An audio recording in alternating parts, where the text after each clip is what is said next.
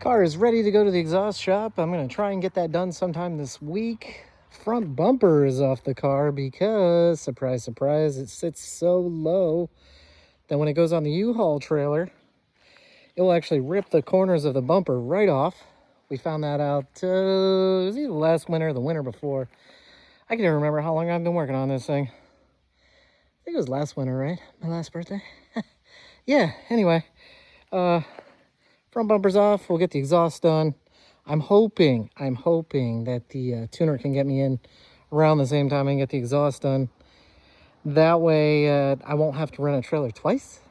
I really won't have to rent a trailer twice. But, is what it is. If I have to, you know, it's gonna be another $100. But that will wrap everything up mechanically and electronically, as far as, like, you know, running gear, engine, transmission. Finally got the fuel sorted. Hopefully got the cooling sorted.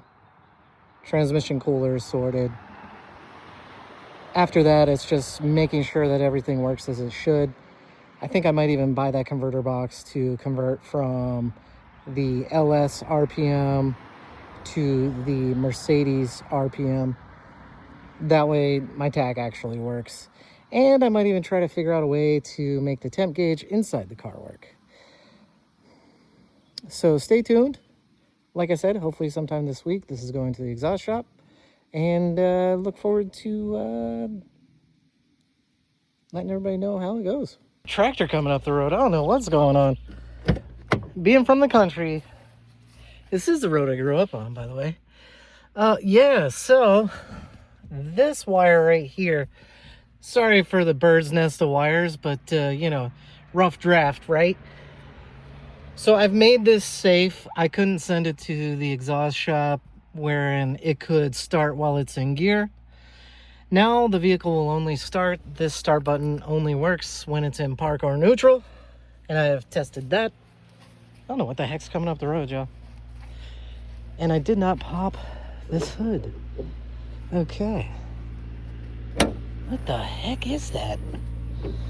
But I have installed the in-hose sensor for the coolant, and I'm hoping that's not leaking. Oh, nope. Maybe I'm just seeing. Oh man. I'm gonna see if I can tighten that up. Maybe move that clamp around. See if I can get in a better spot. Yeah, that's all wired in. This is actually going to ground this relay and make those fans run when that gets like 185 or 200, I believe. Did that.